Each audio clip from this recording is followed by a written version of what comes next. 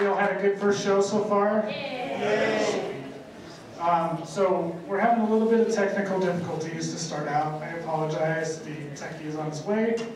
But we can just wing it for now. I do have a nice slideshow and maybe some clips to get us started, but otherwise we can just wing it. So just a show of hands, how many of you guys have heard of like Toho Studios or Sylvester, like Home Godzilla? Okay. How many of you guys knew that they made Dracula movies? Anybody? Okay, that's why you're here, sweet.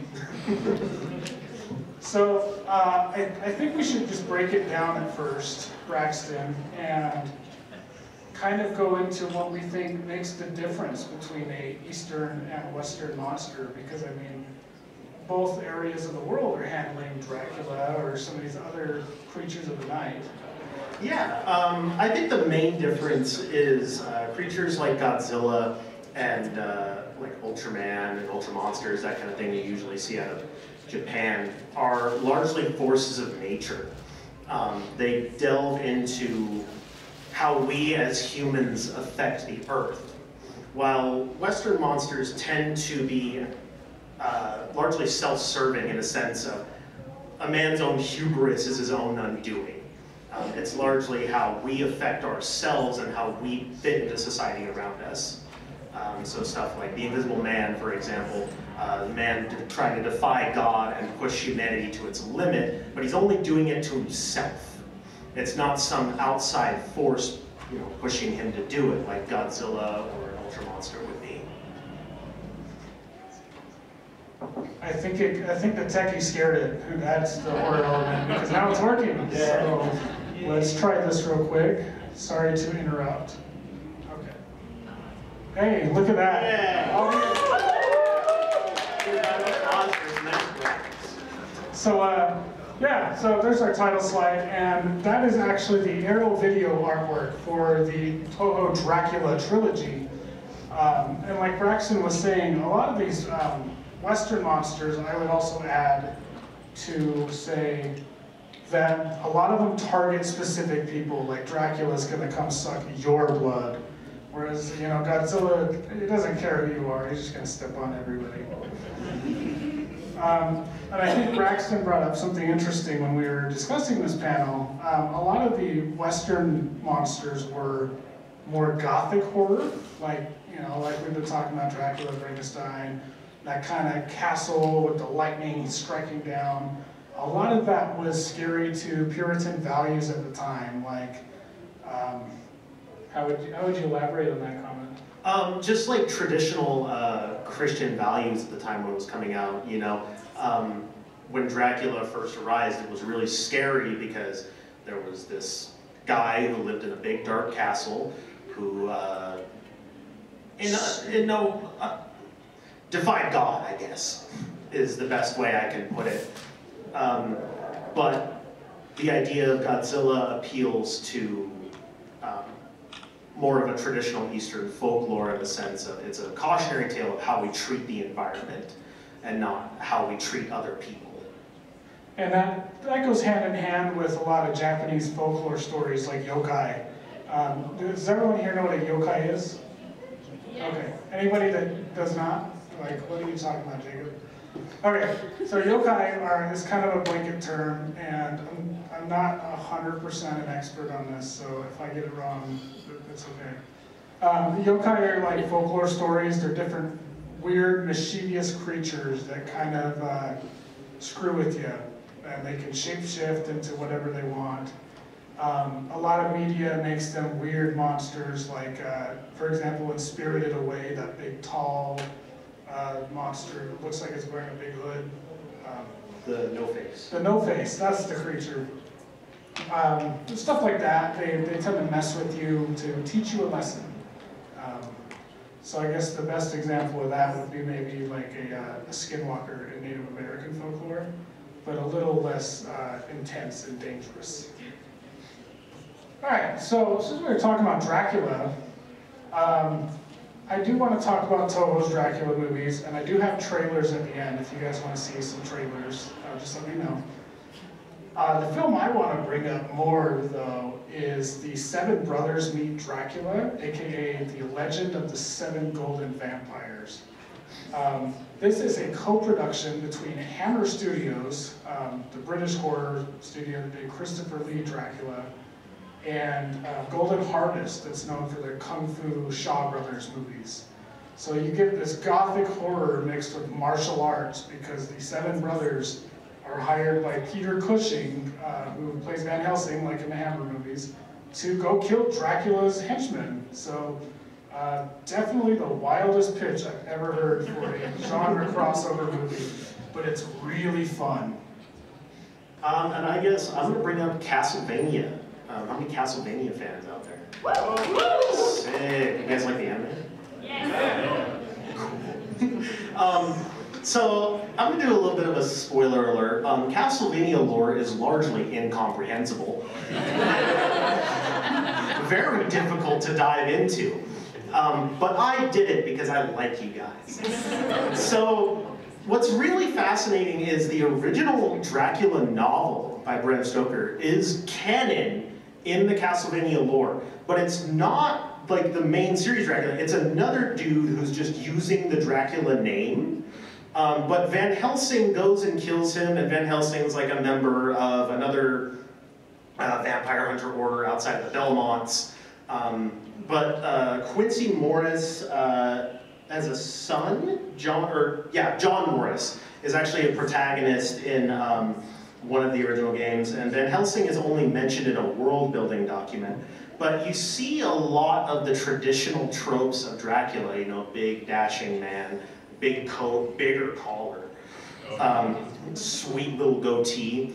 But you kind of get that sense of refined gentleman in it, especially when he calls all men a miserable pile of secrets.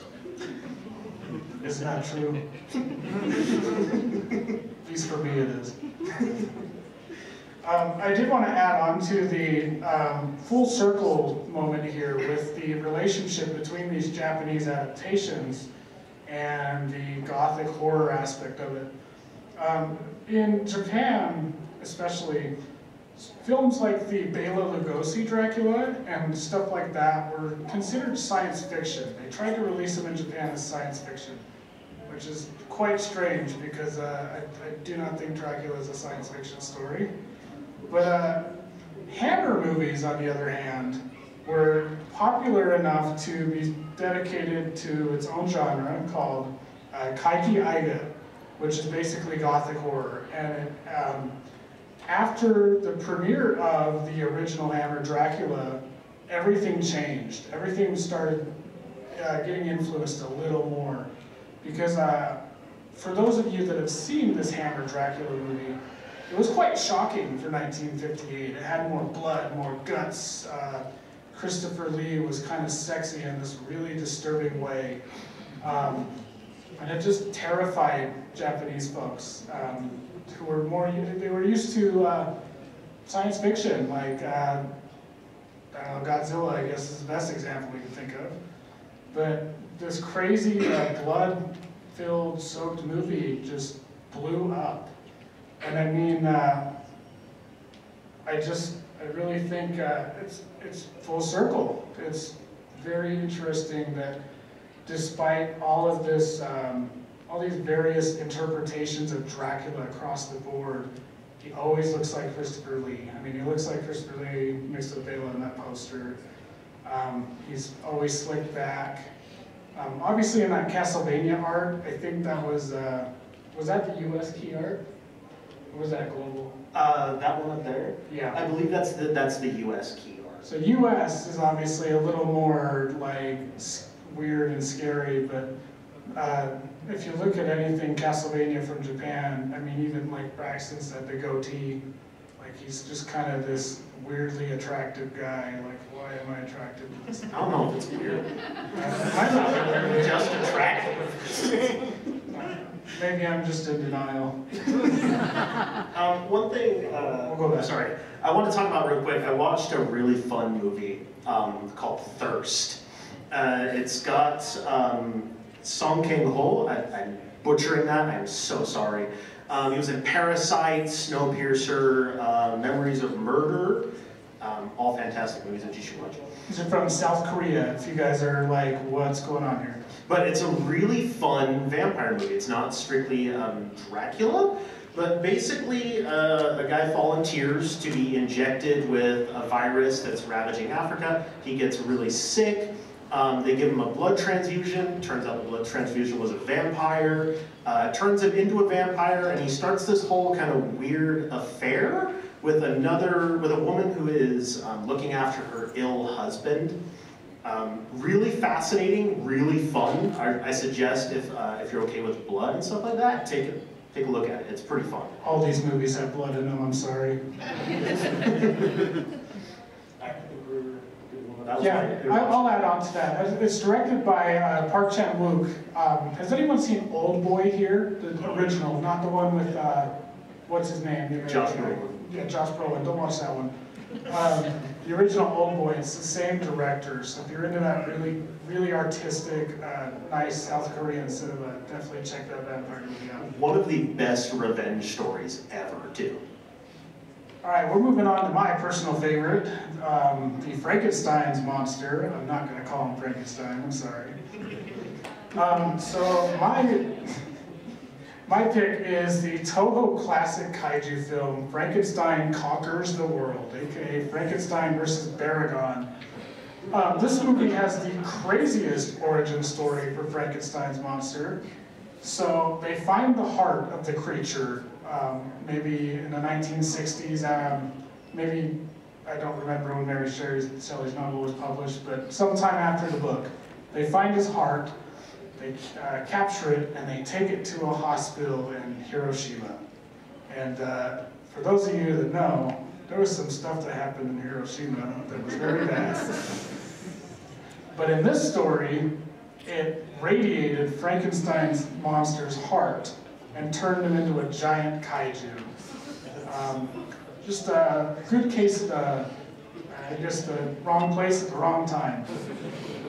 But anyways, this underground dwelling monster named Baragon, who you might recognize from the Godzilla films, just starts eating people and horses and stuff. So Frankenstein decides that he wants that smoke. He just wants to kill this monster. So he's got that dog in him. Yeah. So it's a kaiju movie. They decide to fight each other.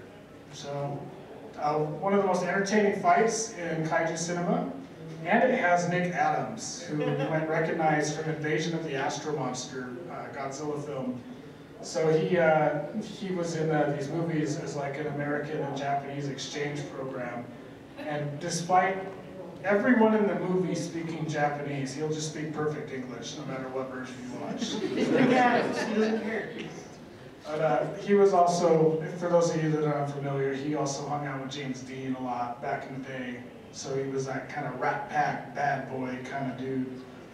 And yeah, he watched Frankenstein grow to 50 feet and fight a subterranean horde monster. Nothing like the book, right? And my pick on this one is going to be Junji Ito's Frankenstein. I'm a massive Junji Ito fan, and Junji Ito's Frankenstein is really good. It is almost a beat-for-beat retelling of Frankenstein. There's a couple differences, but it hits all the essentials. Man tries to create life, creates monster, monster's lonely, guy creates wife for monster, repeat ad nauseum. Really good, really fun. It's one of his, no, I wouldn't say it's one of my favorite stories by him, but it's definitely up there. Yeah, and I actually, I did not get to read this before the panel, so I will definitely check this out afterwards. But it's really interesting to see the different dichotomy, pretty much. This crazy, out there take on Frankenstein's monster, where he's like Nazi science, I forgot to mention that in the movie too. Like the Nazis kind of play around with the Frankenstein heart, and they have it in Hiroshima. So not only do we have a weird interpretation of Frankenstein, where they're basically like, oh, it's Germany? Oh, yeah, they're Nazis. Yeah, I think it's actually the first Frankenstein-esque story to tie it in with the Nazis, because you had this weird, like, asylum kind of movie from 2013 called Frankenstein's Army, where like Dr. Frankenstein's a Nazi scientist, and it's like a found footage movie. It's like Resident Evil but Frankenstein. It's the craziest thing I've ever seen. And then you get Junji Ito, who's like really faithful to it. So maybe perhaps later on, after Japan decided to stop just completely throwing stuff at the wall to interpret these stories, maybe we got a little more faithful. Yeah, if you read Frankenstein and you were upset there weren't more pictures, check out Junji Ito's Frankenstein. All right, we got to address the elephant in the room. We got zombies. I think zombies are the most universal, not to make a pun here, monster that is pretty solid across the board. So I got Resident Evil up here just because it's a pretty standard zombies thing. They do a little bit of crazy stuff with like Mr. A, I think his name is, and Nemesis, and then the movies just go over here in outer space. I don't know, it's just a really safe pick for zombies. It's pretty standard. In fact, George Romero directed a commercial for Resident Evil 2, released in Japan as Biohazard. So it's nice to see that Toho didn't take a zombie story and turn it into a kaiju with like Nazis and crazy stuff. Something kind of interesting that I noticed while I was doing research. A super common theme in Eastern zombie movies like Resident Evil, Train to Busan, I Am a Hero, the virus is created as a weapon. Where in Western culture you have a virus, you know. It breaks out. Yeah, it's like a mutated version of another virus. Like 28 Days Later, or The Walking Dead. It's just some virus that's changed and is now resurrecting the dead. But in Eastern culture, it's created to resurrect the dead so we can have, you know, a bioweapon. And perhaps that's Japan and their frequent tales, I should say cautionary tales, of what happens when we play with science. What are the ethics of what we do with science? I mean, you see that all across the board. Zombie media, Godzilla. I hate to bring it up again, but yeah, Godzilla. And just other stuff like that. Perhaps, do you think that's the case? I think it's definitely probably an attribute of it. A lot of, and I don't mean to generalize here, but from a lot of what I've seen of Eastern media is cautionary tales about what we're doing with science, what we're doing to the earth, and how we need to kind of step back and learn to coexist. So a lot of like, you know, zombie movies out of Eastern culture are man accidentally killing themselves because we want to have the biggest and baddest stick to swing around. Oh, put. Yeah, and I think a lot of people here have probably seen Train to Busan. Have you guys all seen Train to Busan? There's a sequel on Netflix, I think. That's called Peninsula. Peninsula, that's right. And then there's an anime that takes place like a week before Train to Busan. I can't remember what that one's called. Yeah, and that one's, yeah, so we have Japan and South Korea here. So, but I think zombies is pretty straightforward. Again, at the very end, we'll have clips, and if you have any questions, we'll save them. I'd like to bring up something kind of fun with the zombies. Can I get a raise of hands? How many of you played House of the Dead? Arcade game. House of the Dead, like the game. How many of you have played Typing of the Dead? If you haven't heard of that, look it up when you get home. It is a typing game, but your weapon is a typewriter with a gun on it. It's so much fun. So I type about 120 words a minute. So is that like a Tommy gun? Yeah, it's the Chicago typewriter. That's pretty good. I gotta play that when I get home. I didn't know that was a thing. It's really fun. All right, so we're gonna go to one of my other favorites, The Invisible Man. And as you can see by that really dope poster in blue where he's just standing there, the first film we'll talk about is The Invisible Man Appears from 1949. It was Japan's first science fiction film, or one of the first. And it's pretty straightforward. It's pretty much trying to retell H.G. Wells' book, and it emulates a lot of scenes you see in the 1933 film with Claude Rains. So much so that you even have the scene where he unwraps the wrap, starting with his head, and he takes his clothes off just to be like, see, I'm invisible! But it's actually a really good movie. It was released on Arrow Video, on Blu-ray in the States, along with The Invisible Man versus the Human Fly. And that title alone is a money seller. I mean, I want to see that right now.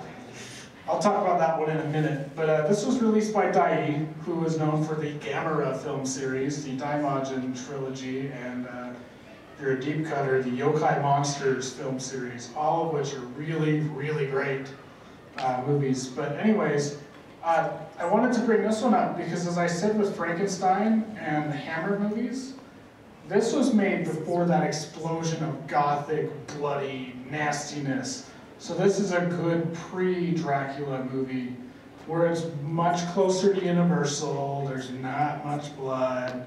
The Invisible Man just wants to turn invisible and rob banks. You know, he's not that bad of a guy. Goals. Whereas The Invisible Man versus the Human Fly, you would think is in relation to the Jeff Goldblum or classic 50s The Fly. Both movies were made before that, so I think Japan got to The Fly before us. And that movie's interesting because The Fly is actually a serial killer that can shrink down to the size of a fly. So it's like if Ant-Man decided to just like snap or something. It's like that episode of What If with the yellow jacket. If you remember that one. It totally is. Marvel, are you watching these movies? Yeah. The other one on there is The Invisible Avenger. Totally exciting title nowadays, but back then it was pretty intense.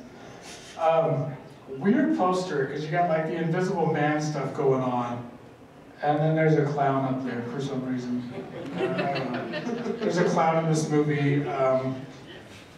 It was a precursor to Toho's Transforming Human trilogy, like the H-Man and stuff like that. So definitely a deep cut movie if that's something you're into, but I would absolutely recommend that first Invisible Man film. It also had the effects by Eiji Tsuburaya, who's like the godfather of tokusatsu effects. So he birthed the Godzilla suits, he created Ultraman, but before all that, he did this Invisible Man movie right here from 1949. Do you have any thoughts on Invisible Man? I unfortunately did not get to watch these, so I'm going to take Jacob's word on it. They're really good, and they're widely available now because Arrow Video puts out great stuff. This is a really, really, really, really deep cut that we found while doing our homework that I didn't even know about, and I am a walking monster encyclopedia. China did a Phantom of the Opera movie called Song at Midnight from like 1937. And I haven't got to watch it yet, but it's on YouTube if you're deeply curious. It's a early Chinese film. It really tries to emulate Lon Chaney's Phantom of the Opera from 1925. Pretty straightforward silent film, just another country's take on, you know, an iconic American movie. Did you have any thoughts on it, Braxton? Yeah, it's often referred to as China's first horror movie. And China's first horror musical, which I didn't know was a super popular genre outside of Photoshop's horror and Rocky Horror Picture Show. Repo. Oh yeah, Repo. I forgot about Repo. I'll go back to forgetting about it. But yeah, it's definitely really interesting, and it surprised a lot of us, especially you know, some of the monster deep divers like me or Braxton and stuff, that some of these films are out there and pretty unavailable unless you are a godsend on YouTube and just happen to restore it and upload it for everyone to see. So whoever did that, thank you. I want to bring up Raygon from Ultra Q and Ultraman because when I was doing my research, I thought there would be a lot of Japanese versions of the Gill Man. Because if you're in the figure collecting world like I am, you know, with the monster figures, the soft vinyl stuff, you see a lot of Gilman. There's a lot of Japanese Gilman posters.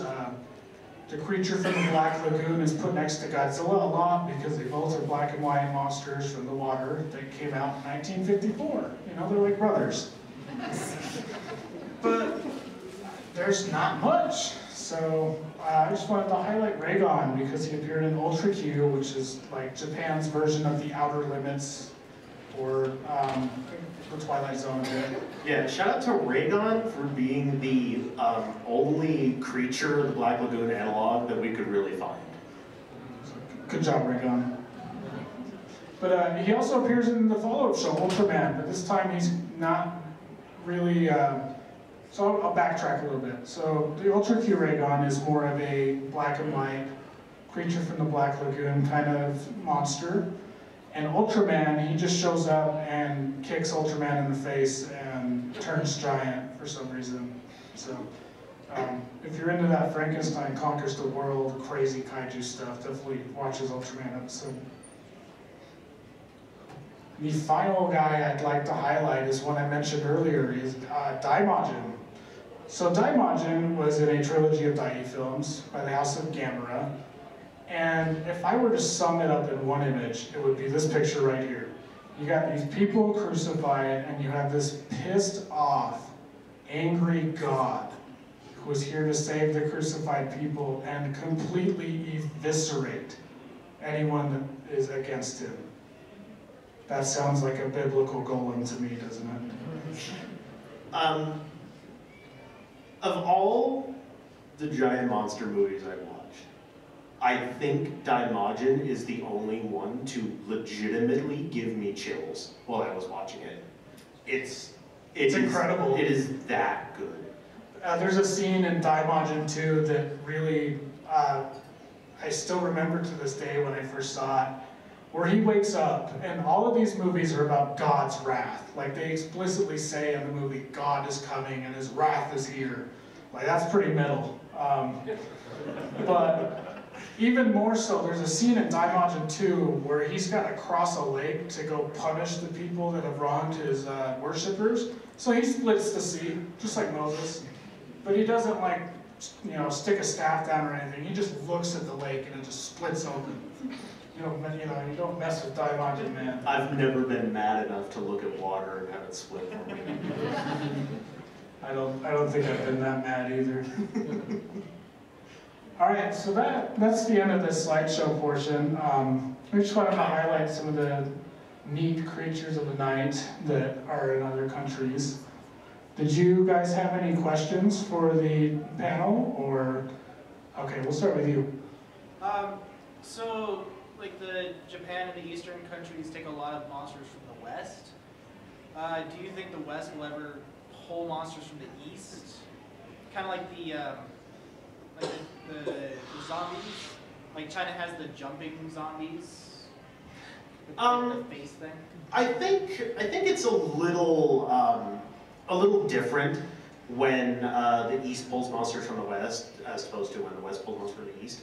A lot of the Eastern culture's monsters are very rooted in their folklore.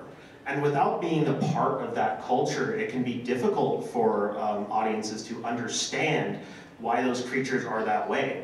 You don't need really a doctorate in European history to understand why a vampire is scary. I agree. And I also think when the West pulls from the East, we get stuff like the legendary Monsterverse, like it or hate it. It's kind of different from the intent of the Japanese filmmakers that made the original, where you get stuff like Ju-on becoming the Grudge, or Ringu becoming the Ring. I think some of it gets lost in translation, and I mean, there's some good stuff. I mean, I would you say Castlevania's anime is a little more Western? Because it's an anime, but it's very much like a Netflix in-house thing. Yeah, I mean, it's true to the lore, whatever the lore is. So I don't really have a good answer for that because it's been a while since I watched it. I remember really liking it. Ring actually does make sense. So. Yeah, you get the basic elements of it, but they're gonna have to change it in some ways. I would say a lot of American moviegoers want to see more action. They want more thrills. So like the Hollywood Godzilla emphasizes like the superhero Godzilla aspect of the late Showa period. Yeah. Stuff like that. All the way in the back. There's also the philosophy too, because when you think about whether you like it or not, the United States, have a lot of Christian philosophy. In Asia, there's not a lot of Christian philosophy in Asia. There's spiritualism, there's a whole bunch of different elemental gods. So that part also doesn't translate as well when they bring things over here. I agree, yeah. Even if you look at if you want a crash course on philosophy, and I'm not here to put you guys to sleep, but I do think that a lot of Eastern philosophers, like you said over there, they're philosophical, they're more, yin yang kind of stuff. It's more the mind, the soul, the body. Whereas Western philosophers are more pull yourself up by your bootstraps and keep going, if that makes sense. Yeah, I completely agree. It just calls back to some things just get lost in translation, and there's just some things we don't understand because we're not a part of that culture. But I think there are things that are universal too, not to make that pun again, but everybody's afraid of something. There's always the boogeyman. There's always going to be things that we fear as human beings. Whether that is, a dangerously handsome guy that lives alone in a castle. On paper, that sounds like a Disney movie. Or if you are a werewolf, and that's something I also forgot to bring up, Braxton. We didn't find a lot of Wolfman stuff. There's Wolf Guy. Wolf Guy, yeah, with Sonny Chiba. You guys know who Sonny Chiba is? Okay, I heard a guy laugh in the back. He knows who Sonny Chiba is. So Sonny Chiba was like the next Bruce Lee, big action hero star. And he started this movie called Wolf Guy. And he's like a vigilante guy that's like half werewolf, and he just like goes around shooting bad guys. Yeah, it's a werewolf with a gun. How Western of them. But besides that, I mean, there was a canceled Godzilla fan film called The Legendary Wolfman vs. Godzilla. It wasn't canceled, it's just not released. But it was a fan movie where the Wolfman turns into a giant, like, fluffy white wolf kaiju, and he just, like, fights Godzilla. And that's it. That's all I got for the Wolfman. Again, we should have highlighted that, but I think Raygon is a lot more fun. Do we have any more questions?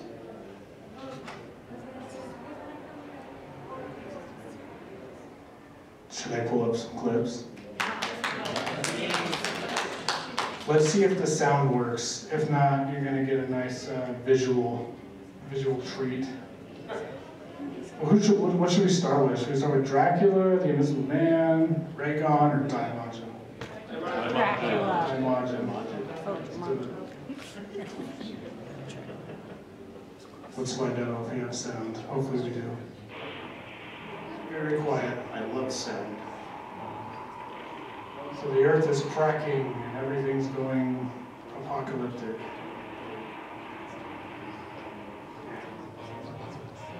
There he is. He is mad.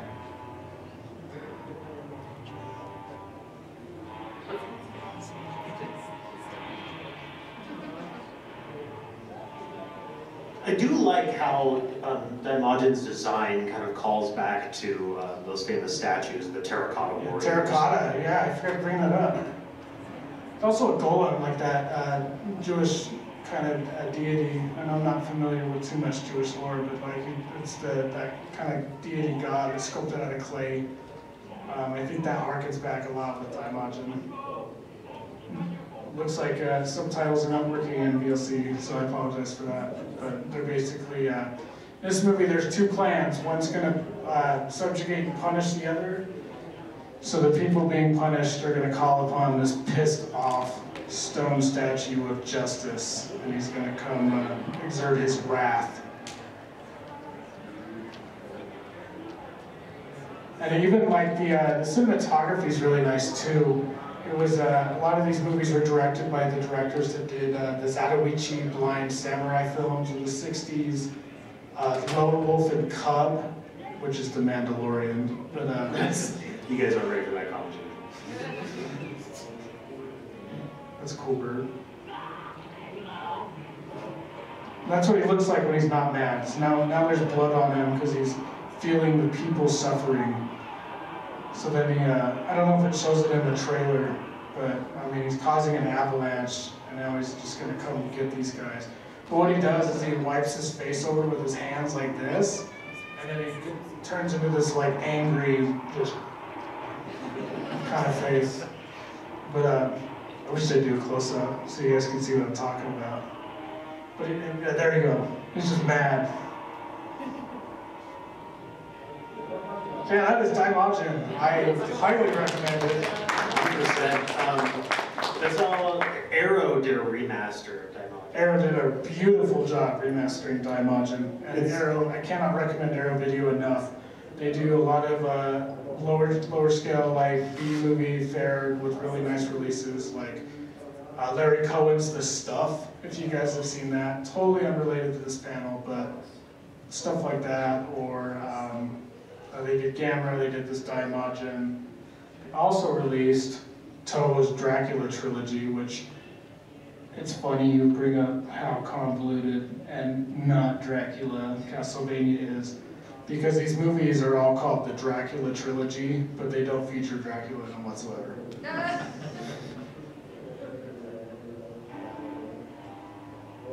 This is Toho, the home of Godzilla.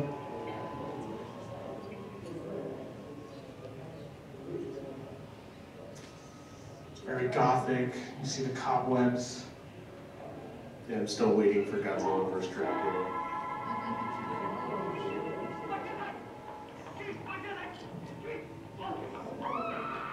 Oh no. Dracula. So it looks like in this movie Dracula owns a beach house, which is pretty cool. Malibu Dreamhouse Dracula. But they're still great movies. I think, I don't have 100% info on this, but the English titles of these movies are Lake of Dracula, this and this of Dracula. And I mean, and that's the guy right there we just saw is the Dracula of this movie, but he's just a vampire.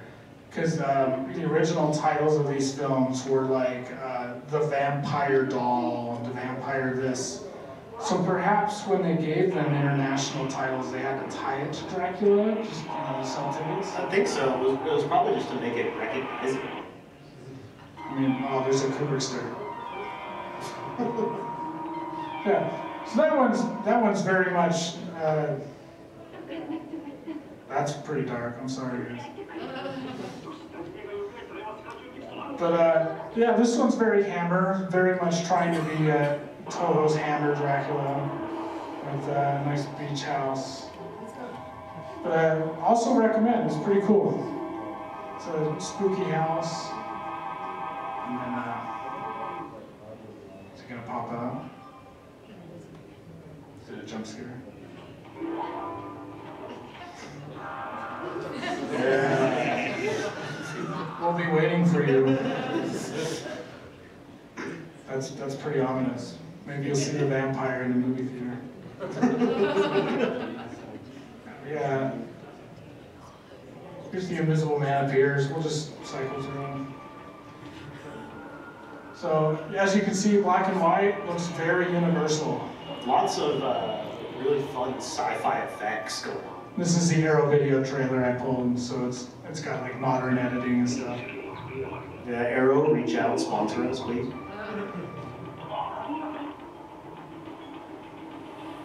Trailer music goes pretty hard. You should pull this up after the panel. Irreversible consequences. And this also includes the human fly one. So this set is really, I can't recommend it enough. I know I've said that a lot in this panel, but I really like this movie. Yeah, a lot of the stuff that Arrow does is fantastic bonus And features. look at those effects. Like, that's pretty on par with the 33 film.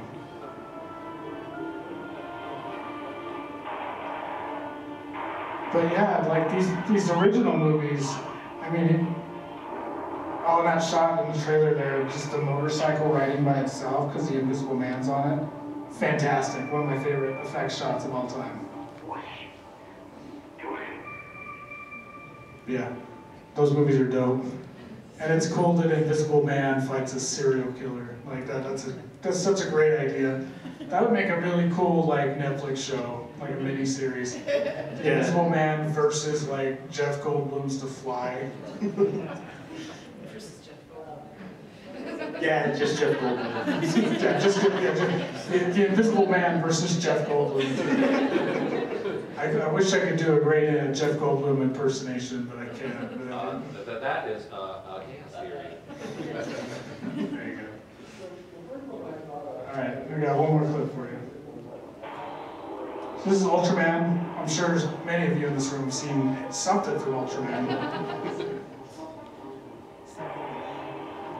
So Raygon has turned giant. He's going to come fight Ultraman.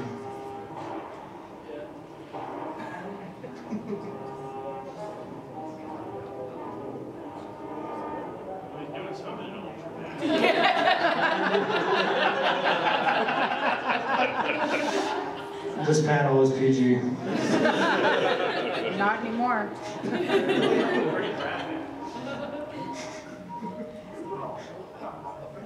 Time's running out, Ultraman. Time's running out. When that thing blinks, if you guys haven't seen Ultraman, it means he's going to turn back into a human. So he's got to kill this guy fast. Backhand him. Hey, that looks like Godzilla's beam. What's going on here? That's Baragon's roar.